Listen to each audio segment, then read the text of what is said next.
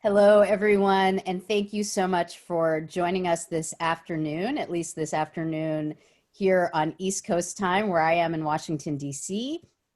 I'm Debra Shushan, and I am the Director of Government Affairs at J Street. And today we're going to be talking about Jordan and its reaction to the potential upcoming Israeli annexation of a significant portion of the West Bank after July 1st, and the actions that it is taking both internationally, vis-a-vis the United States, et cetera.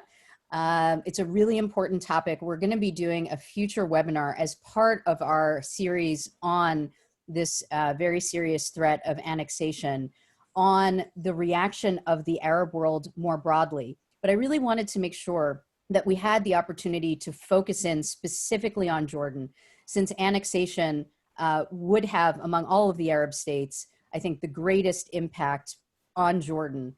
And Jordan has really played a very important role in leading the opposition within the Arab world to annexation. So that's going to be our focus today. As always on JStream, we try to secure the best possible speakers to speak with us about these topics. And I have to say that in Dr. Marwan Muasher, we really have the best positioned person to discuss these issues with us today. I'm going to give some of Dr. Muasher's formal bio, which is extraordinarily impressive. Currently, he serves as the Vice President for Studies at Carnegie. But among his previous positions that are of great interest to us, in 1995, Dr. Muasher opened Jordan's first embassy in Israel, where he served as Jordan's first ambassador to Israel after Jordan and Israel signed their peace treaty in 1994. After that, in 1997 and between then and 2002, he served as Jordanian ambassador to the United States, during which time he negotiated the first free trade agreement that the United States formed with any Arab country. After that, he returned to Jordan to serve as Jordan's foreign minister, which he did from 2002 to 2004. He continued to be deeply engaged in the peace process with Israel and helped to develop the Arab Peace Initiative, which was first agreed to unanimously by the Arab League in 2002 and has subsequently been re-upped a couple of times by the Arab League on a unanimous basis. He also helped to coordinate with the United States and members of the quartet on the Middle East roadmap. In 2004, he became Jordan's deputy prime minister, responsible for reform and government performance. And then from 2006 to 2007, he was a member of the Jordanian Senate. I want to note on a personal level that in 2006, I met Dr. Muasher for the first time. I don't know if he remembers this, but it was in Amman, Jordan. And at the time, I was a doctoral student writing a dissertation that discussed Jordanian foreign policy during the Gulf Wars. I reached out to Dr. Muasher, and not only did he agree to an interview, he was actually kind enough to come to my hotel and sit with me in the hotel restaurant for the interview, which was just a mark of how incredibly kind and generous he is. And so, Dr. Muasher, with that long introduction, I'm sorry I couldn't help myself. Thank you so much for joining us today. It's really a pleasure to have you. Thank you, Debra. It's great to see you.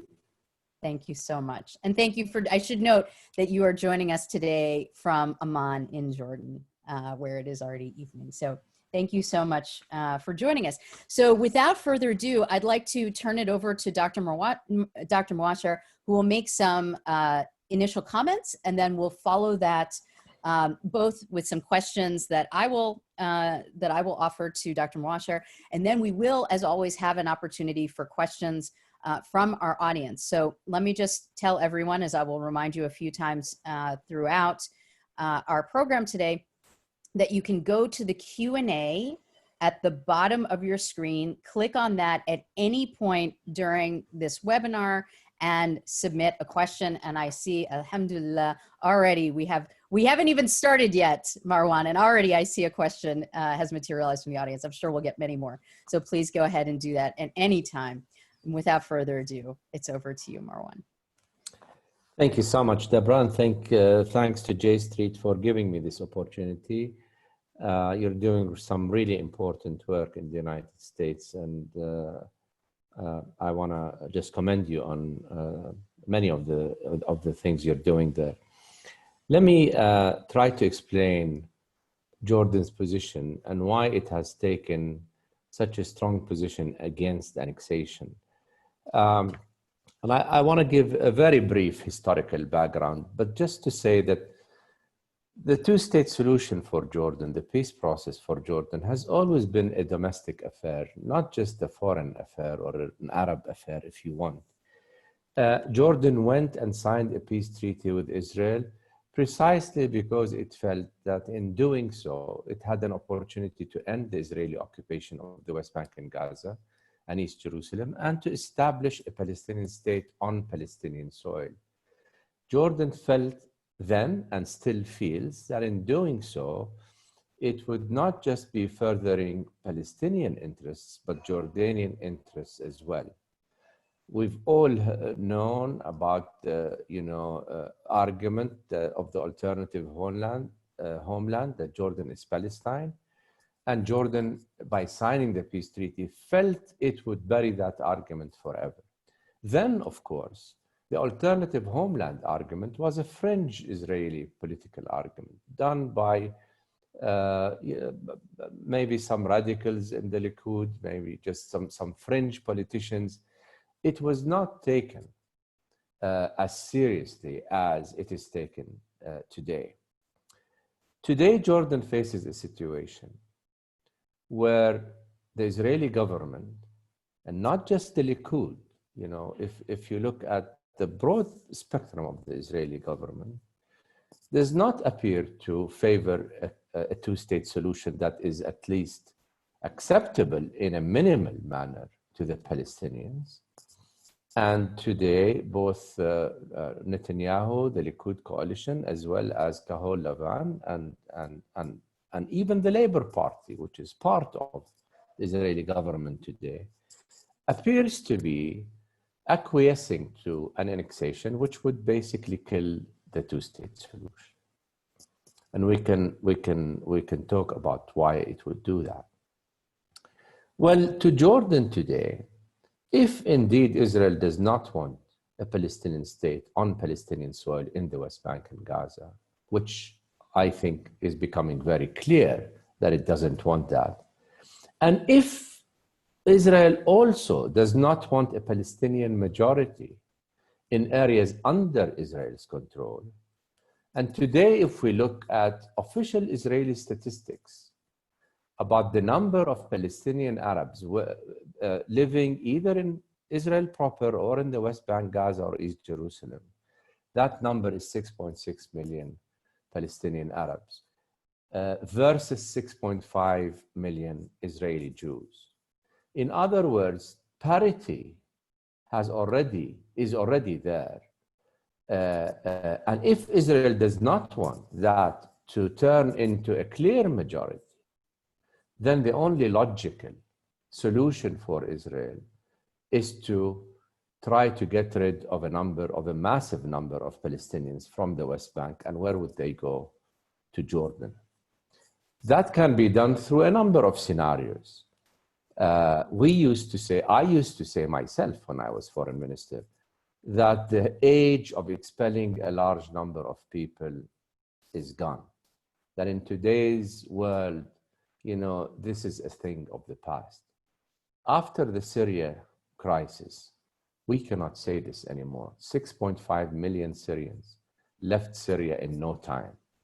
So it is not unfeasible for conditions to be created under which mass expulsion, mass deportation, mass immigration can take place from the West Bank into Jordan. This is really what Jordan is extremely concerned with. annexation is going to create a stump of a Palestinian state that is surrounded by Israel on all sides, a state without the Jordan Valley, without Jerusalem, without a settlement, all the settlement blocks, a state that is basically, that cannot live. And that is why Jordan cannot stand still. And that explains the official as well as the public reaction to Mr. Netanyahu's annexation plan.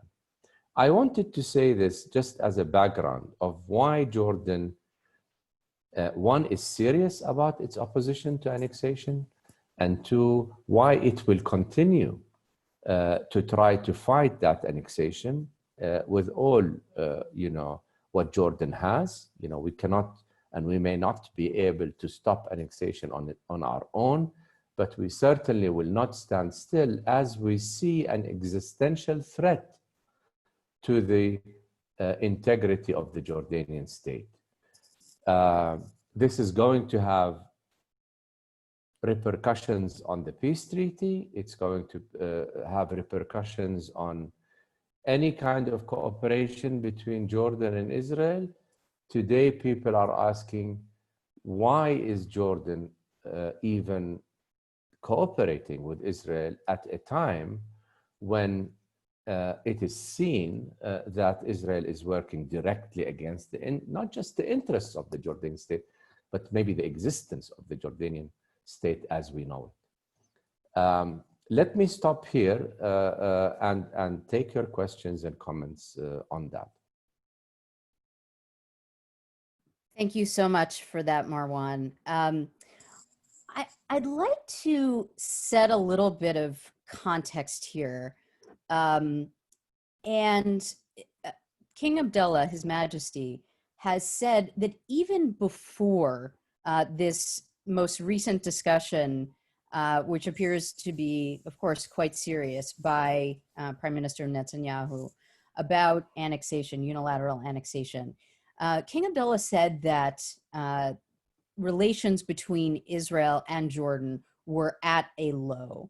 And so I wonder if you could set the context for us a little bit and talk to us about what relations between Jordan and Israel have been like in recent years, and especially this decade of continuous rule by Benjamin Netanyahu. Well, as you know, Jordan has signed a gas deal with Israel to provide 40% of Jordan's energy needs for the next 15 years, a gas deal that I might say is widely unpopular in the country. There is very strong security coordination between the two states, but we need to understand that the relations are at an all-time low, not just because of the deal of the century and the Trump plan that was announced early this year, and that really led to Mr. Netanyahu's wanting to annex the territories and maximizing his benefits while Mr. Trump is in power. But the relations have been at a low before that, precisely because Jordan is no longer convinced that Israel is serious about a two-state solution. Even if annexation was not announced, even if the Trump plan was not announced, as long as Jordan feels that the Israeli government is not serious about a two-state solution that would end the occupation and that would also end the alternative homeland theory, the relations cannot and will not improve. And under Mr. Netanyahu, I'm afraid, Netanyahu has done nothing to assure either Jordan or the international community that he is serious about a two-state solution. And in his recent election campaigns, he was very, very clear that he does not intend to have a credible, a viable two-state solution. Even the Trump plan, which, if you allow me to say, is more of a joke than a plan, But even the Trump plan called for annexation to take place in the context of a solution based on two states. Mr. Netanyahu has ignored the latter part of this and wants to go ahead with annexation without any context. And whether or not there is a Palestinian state, annexation to Mr. Netanyahu is something that he wants to go ahead with anyway. So let's talk a little bit about the Jordan-Israel peace treaty. I wonder if you might say a little bit about ways in which the two sides, and especially Jordan, have benefited so far from this treaty and its 25-year existence. Also, I would love it if you could talk a little bit about whether you see Israel as having been faithful to that treaty until now. And do you believe that unilateral annexation would not only violate Israel's commitments under the Oslo Accords, but would actually violate the peace treaty with Jordan? Yes, I do believe that the peace treaty with Jordan is being violated by Israel. Debra, we have to look at the balance between what Jordan sees is an existential threat and any current or potential economic benefits from the treaty. The two are not the same. Jordan today feels it is being confronted with an existential threat. Therefore, all the other considerations, meaning any economic benefits from the treaty, become secondary.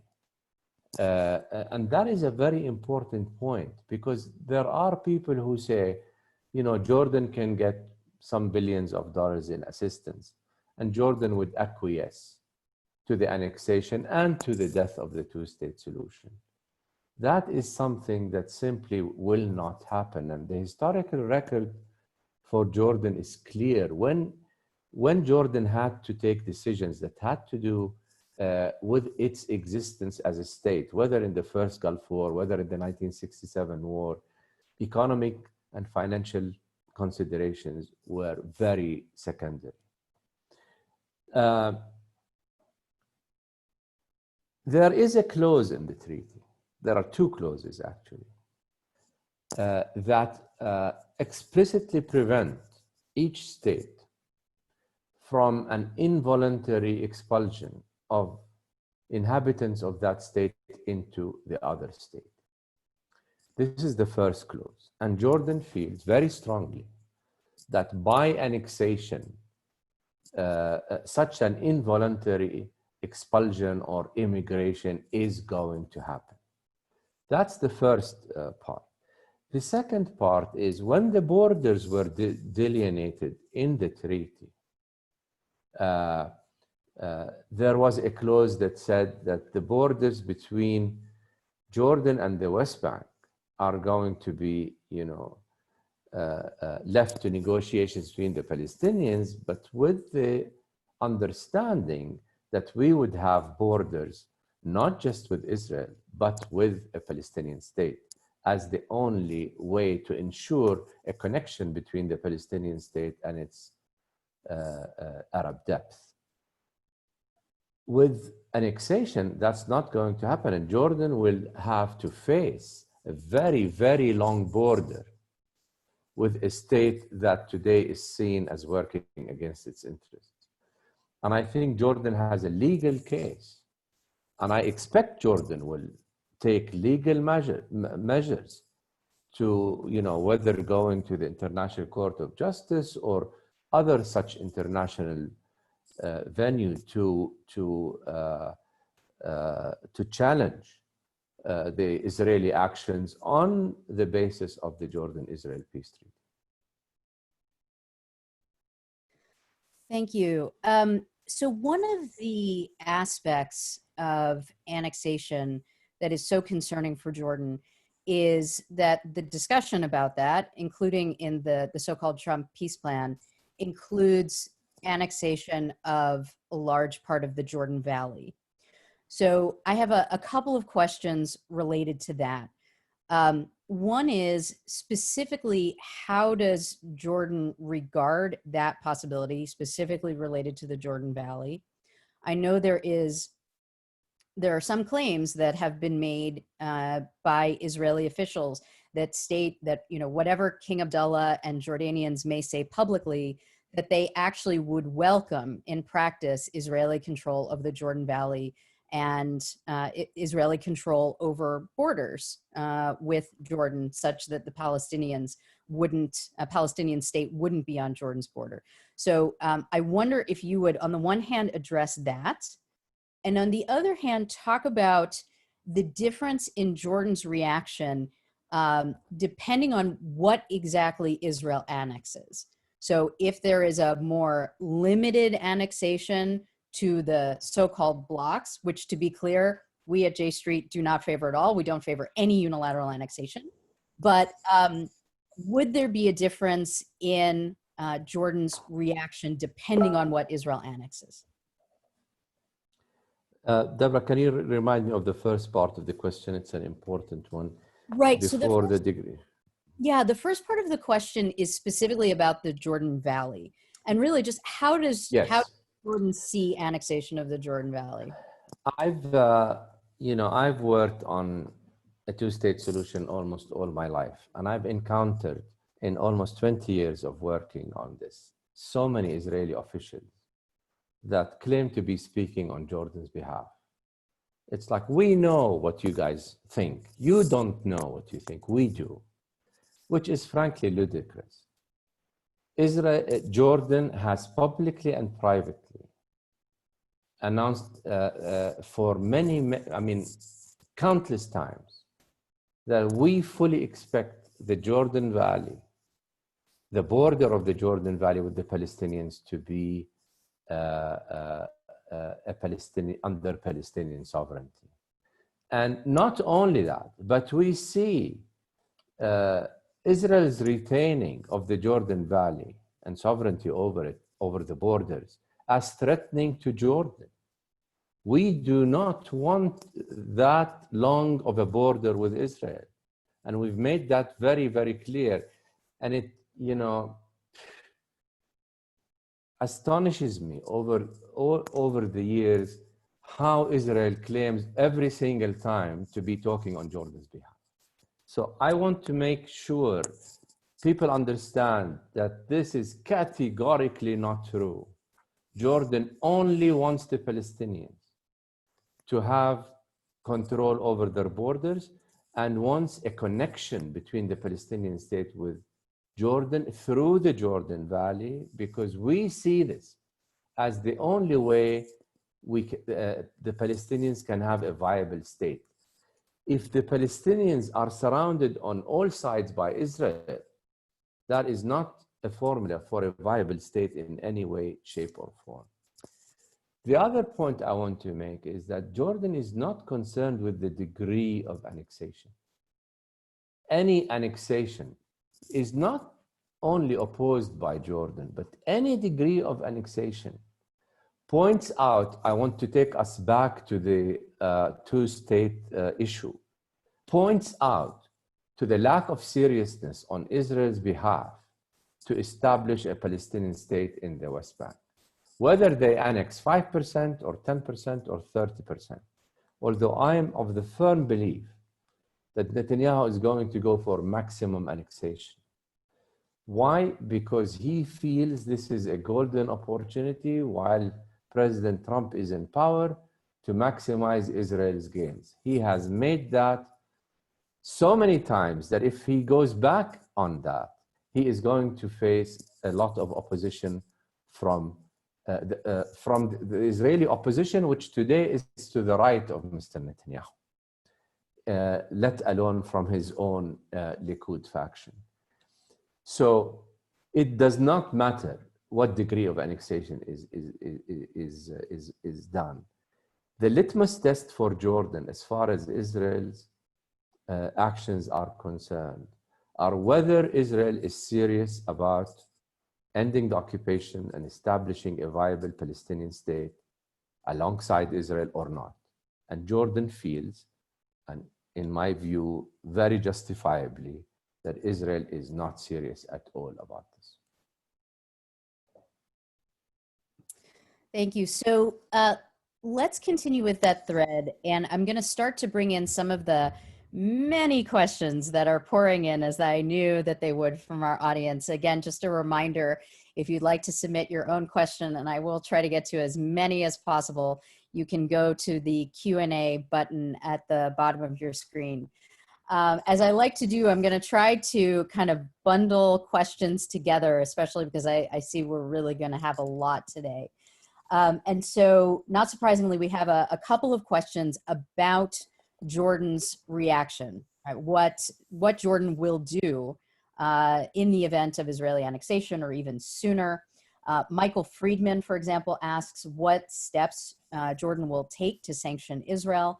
And Rabbi John Rosov asks, what is Jordan's bottom line if formal annexation occurs before Trump is out of power, and whether Jordan would discontinue the treaty, the peace treaty, immediately, or would Jordan wait to see what will happen in the November election and whether Biden would adopt a more rational American policy going back to the two-state solution, a genuine two-state solution?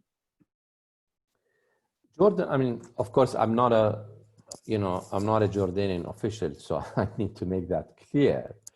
And I'm not privy to what steps Jordan will take. I can guess some of the steps that it might take. Certainly, Jordan is not going to stop at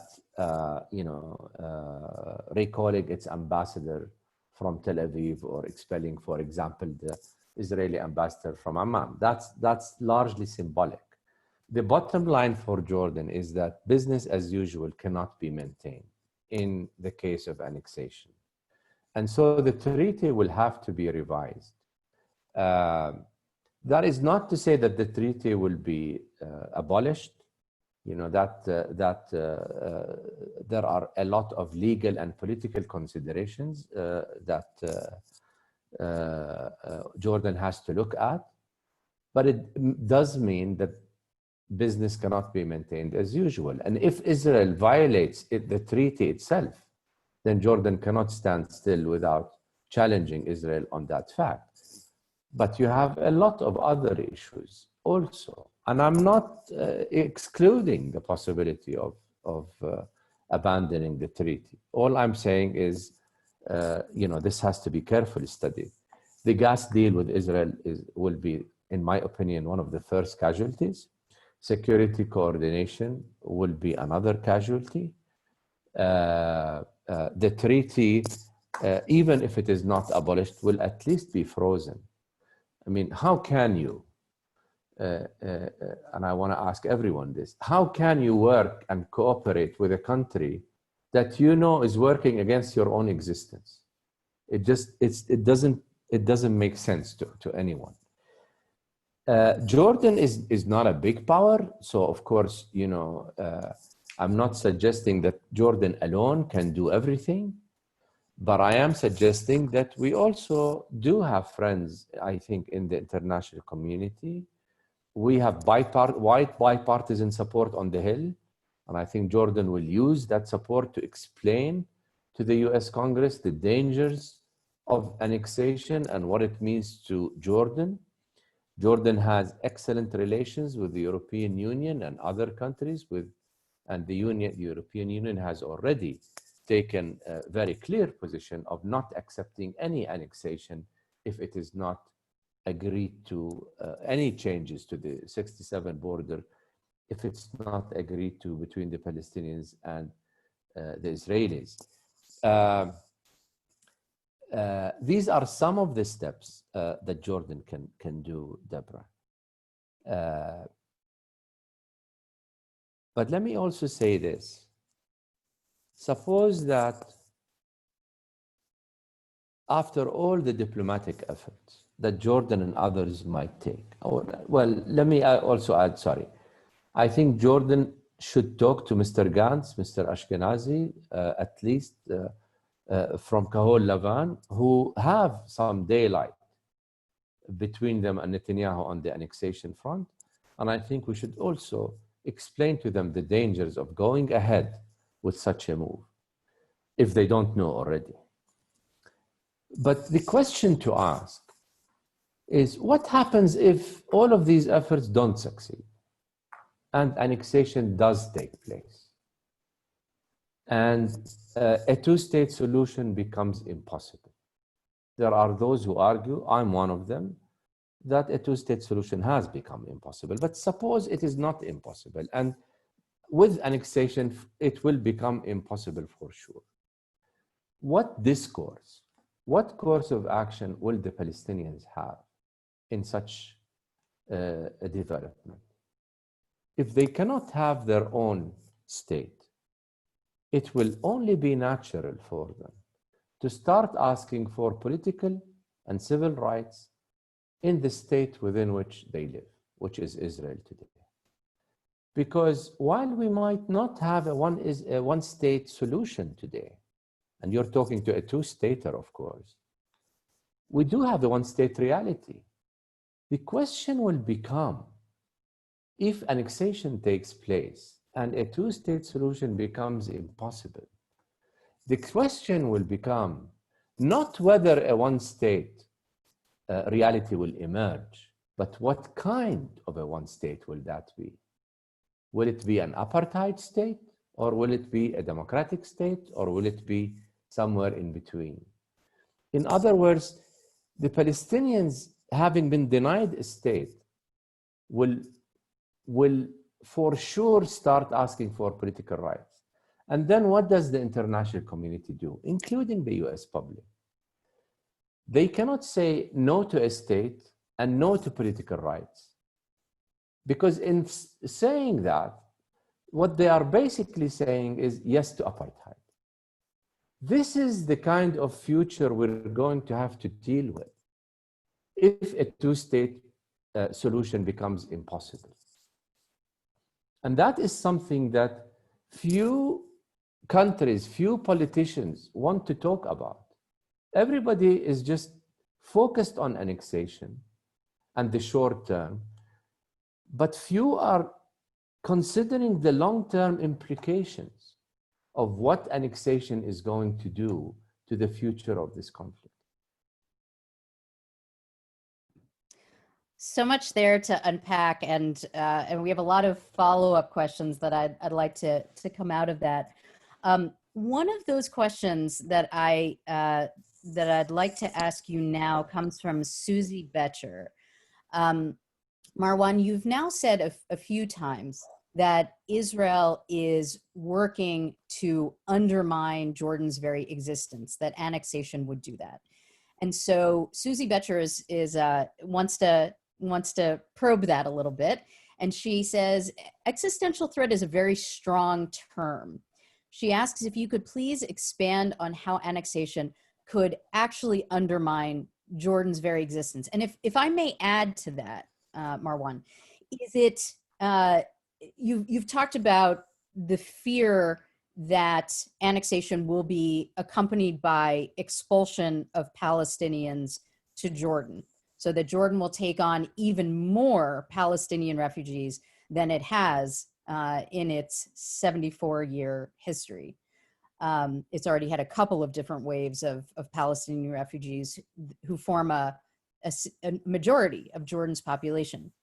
But is there a fear that, and could you expand upon the sense in which there's a fear that even if there isn't an expulsion of Palestinians to Jordan, there is still an existential threat to Jordan from annexation?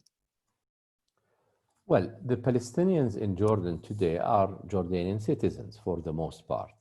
We do have a number of Palestinians who do not have Jordanian citizenship because they came from the Gaza Strip mainly. But for the most part, today, Palestinians in Jordan are full Jordanian citizens constitutionally. So that is not a threat because the Jordanian national identity, if you will, has evolved between East Jordanians and Jordanians of Palestinian origin into what it is today. But a mass expulsion of Palestinians from the West Bank is going to change the nature of that identity, in addition to making claims that a Palestinian state exists, and that state is called Jordan. And that is the nature of the existential threat. The existential threat to the national identity of Jordan, as well as to the national identity of Palestinians. You are trying to suppress the national identity of Palestinians and change the national identity of Jordanians. And this is something that neither East Jordanians nor Jordanians of Palestinian origin want to happen. That is the nature of the threat. I remember very clearly when I was ambassador in Israel, and I had my first meeting with Mr. Netanyahu in the Knesset cafeteria. And he said, Mr. Ambassador, we and you have a joint interest in suppressing the evolution of a Palestinian state, because a Palestinian state is going to radicalize the Palestinians we have in Israel and will radicalize the Palestinians you have in Jordan. And I said, Mr. Netanyahu, you have it wrong. We believe that a Palestinian state in Israel will actually moderate the Palestinians in Israel who do not want to leave their citizenship status in Israel, but do want their cousins and brethren to have a Palestinian state in the West Bank and Gaza.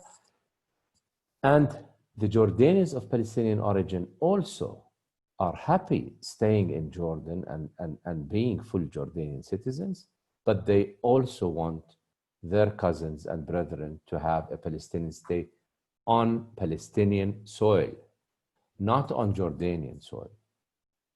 We had a big argument about that. In fact, I recount it in my book. But, you know, Netanyahu's views on this are not new. It is in his own book that he published, A Place Under the Sun. He speaks about this very clearly.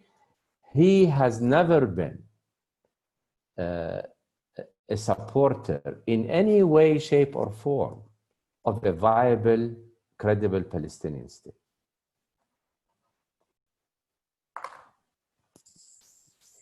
I wonder if we might continue with the subject of Jordanian internal domestic politics. And I'm very interested to know whether you think that annexation could actually endanger Jordan's internal security. Do you foresee the possibility of violence erupting within Jordan if Israel takes that dramatic move? And we do have a somewhat related question here that I'll throw in from James Maxstat, who asks, how will annexation affect the various Palestinian refugee populations, not only in Jordan, but also in Lebanon and Syria? I don't foresee violent internal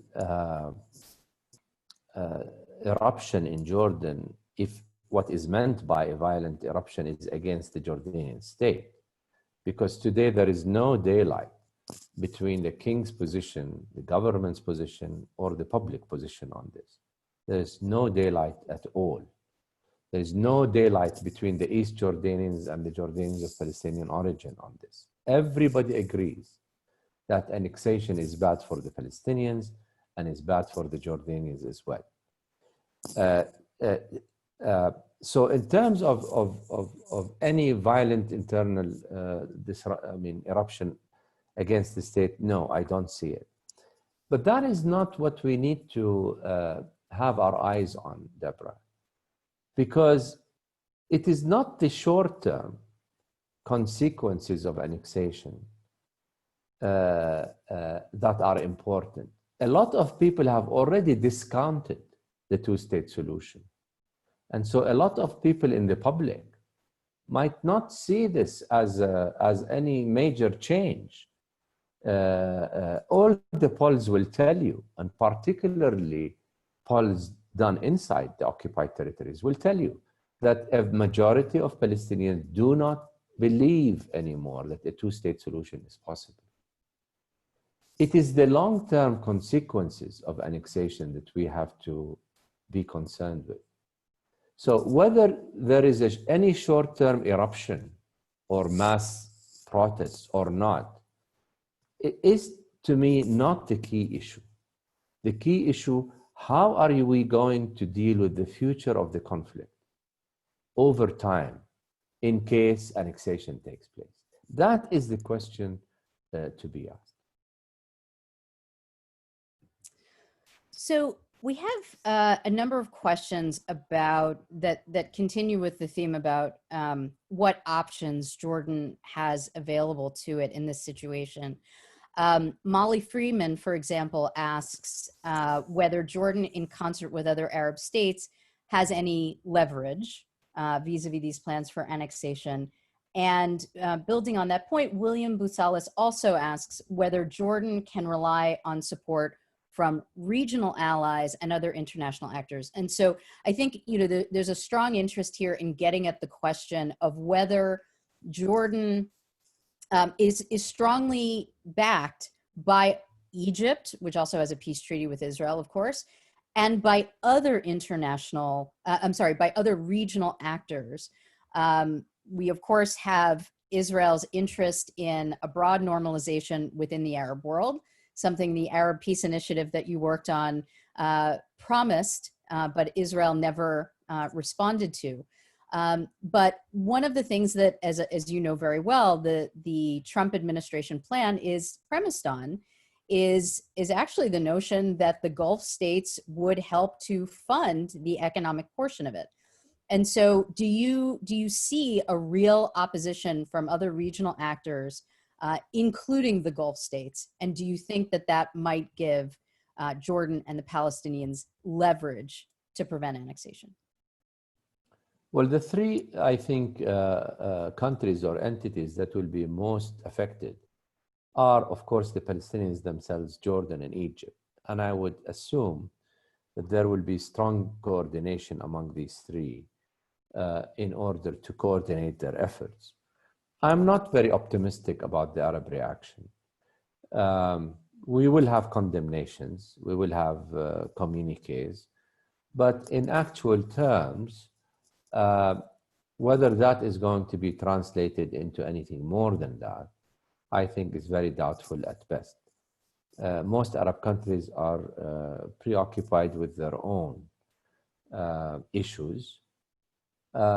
Israel thinks that because of the rapprochement with some Gulf countries, because of the Iranian issue, it thinks that it does not need to have peace with the Palestinians if it can have these relations with the Arab world. But the fact is that the Arab world is not living in the occupied territories. It's the Palestinians who are living there. And it's one thing to have coordination over Iran, but it's not going to solve the Arab-Israeli conflict just because you have good relations over other issues. I think the EU is a natural place to go to try to coordinate positions. Yes, the EU has difficulty coming up with positions that require consensus, and you will have at least countries like Hungary and Austria who do not want to oppose the United States in any way, shape, or form, and will not go along, maybe. But I think you're going to start to see calls among the European public for some actions, support of the BDS campaign,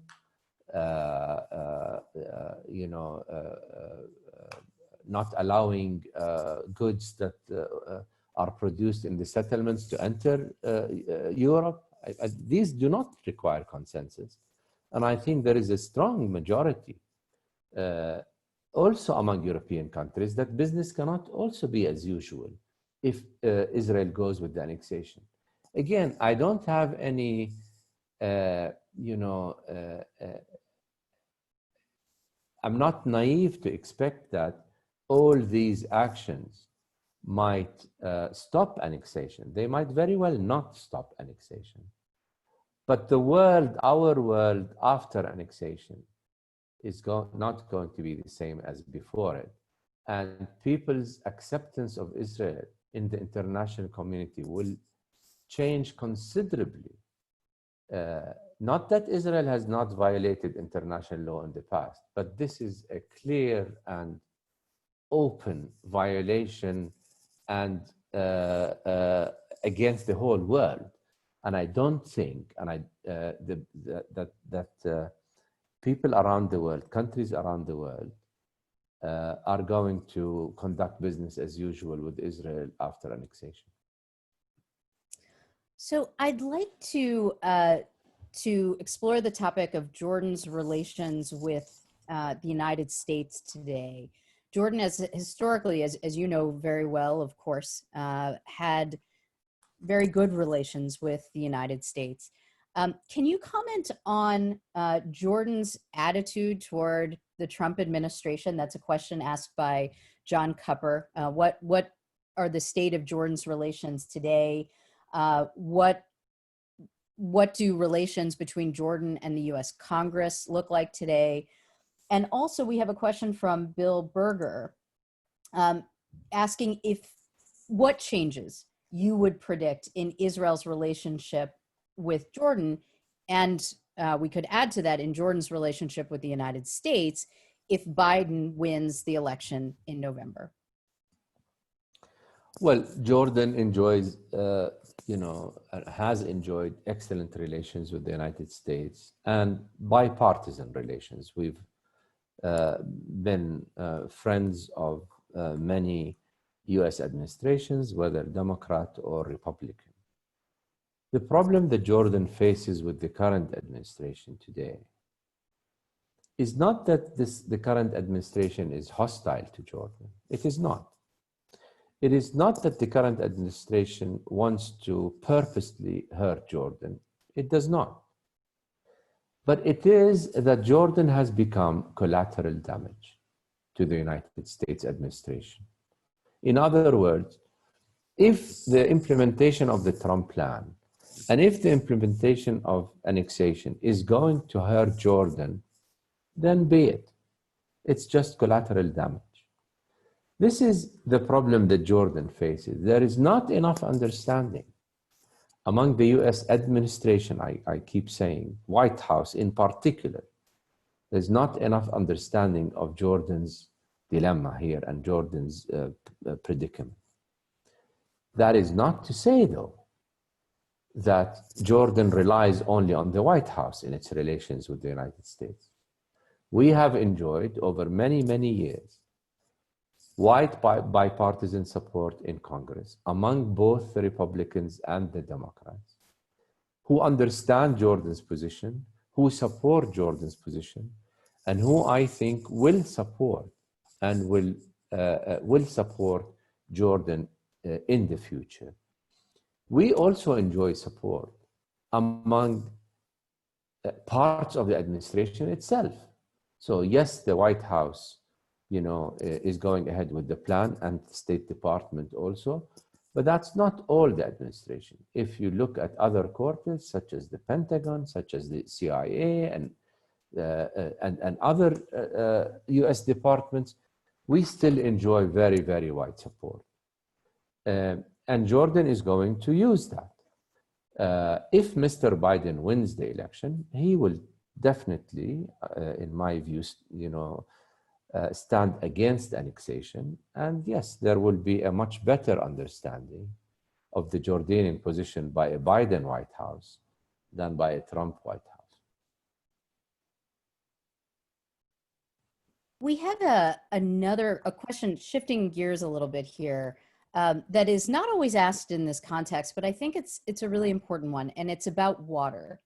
It comes from Bruce Fisk, and he asks, do you see a difference in water usage, claims, distribution of water along the Jordan Valley in a shift from de facto Israeli control to de jure annexation of the Jordan Valley? Water, of course, is a very important issue in terms of Israeli-Jordanian relations, the Israeli-Palestinian conflict generally. So could you talk a little bit about how natural resources and water play into this? You know, Jordan is the second poorest country per capita in this, you know, its share of water per capita. We are the second poorest country in the world. So water means a great deal to us. And Israel, by diverting the Jordan River up in the north to the Naqab, to the Negev, has robbed Jordan of a lot of water that was its. Now, the Jordan Peace Treaty has given Jordan back some of the water, but not all of it. Our also fear is that a lot of the aquifers that Jordan relies on are on the west side of the border in the Jordan Valley. And if Israel controls these aquifers, in addition to the Jordan River water that it controls today, we are going to be put in a very difficult position. There are already people who are threatening that if Jordan doesn't acquiesce to annexation, Israel will not provide it with the water that it was awarded in the peace treaty. So that's really serious. But the water aquifers in the West Bank are one additional point why annexation is problematic to Jordan. We have a question from Fari Kress, who points out that Queen Rania herself is of Palestinian descent. And so the question is she, especially because of her identity, involved in Palestinian issues in Jordan and with Palestinians in the West Bank and or Gaza? To what extent is this personal for her, and does that impact? We have a lot, we have a lot of Jordanians of Palestinian origin. We have a lot of intermarriages among the two communities, but today they are one community in the sense of citizenship. You have to differentiate between the Palestinians of the West Bank and the Palestinians in Jordan. The ones in Jordan have Jordanian citizenship, the ones in the West Bank do not. And so Queen Rania cannot be involved, politically in the affairs of the Palestinians of the West Bank. That is up to the Palestinians of the West Bank. The fact that she is of Palestinian origin makes her one of many, many Jordanians. Take my own self. My father is East Jordanian. My mother was from Jaffa. So I am representative of a large number of Jordanians who are totally, mixed marriage-wise between them. And we really need to differentiate that. The fact that many Californians are of Mexican origin does not make California Mexico or part of Mexico. This is the same way, in this region. So, Dr. Muasher, I think we've gotten probably to our last question of the hour, since we are approaching the end of the hour. I want to thank everyone for their great questions, and I apologize to those who have submitted questions that I haven't been able to get to. But I want to ask you about another policy of the Trump administration that has directly impacted Jordan, and that is the stance that the Trump administration has taken toward UNRWA, its failure to dispense funds to UNRWA that have been appropriated by the US Congress, and the stance that it has taken toward Palestinian refugees that's wrapped up in its positioning toward UNRWA. I wonder if you could comment on that and how that impacts Jordanian security. Look, the Trump plan attempted to take off the table, the negotiations table, key issues for the Palestinians and the region, and then ask them to negotiate on the other issues, not even to be given these other issues. The issue of Jerusalem and the issue of refugees has been taken off the table by the Trump plan. In addition, 30% of the land was annexed, or the Trump calls for it, annexation. And then the Palestinians are asked to negotiate the rest, not to be awarded the rest. And only if they behave well, and the judge of that behavior is the Americans and the Israelis. I mean, talk about a joke of a plan. So naturally, this affects everybody, including Jordan. You know, the issue of refugees needs to be resolved. That does not mean that the refugees are going, you know, anybody is calling for all the refugees of the diaspora going back. And in fact, in the Arab Peace Plan, we have included a clause that said an agreed, resolution to the refugee problem. But you cannot take this off the table and take Jerusalem off the table and then ask the Palestinians to negotiate over the rest. This is not a serious negotiations process that will not affect just the Palestinians, and not just the Jordanians, but the region as well. The issue of refugees is a complicated issue, but it's not going to be solved by ignoring it. I'm glad you mentioned Jerusalem, because that's also obviously an important issue for Jordan as the Hashemite monarchy, with its role over Haram al-Sharif and the Temple Mount. So that's another really important point here as well. Obviously, we could continue with this discussion, which has been a really robust one, and there's more that we could talk about. I want to thank again all of our audience, many of you who have submitted questions. I tried to get it to as many as I possibly could during our hour with Dr. Marwan Muasher. But above all, Marwan, I want to thank you so much for joining us today. This has been a great conversation. Thank you. I wish we were talking about happier topics. This is obviously a very serious topic, but it really is. And yes, I hope we will see better times. Inshallah. And on that note, thank you to everybody. And that concludes today's webinar. Thanks so much for joining us.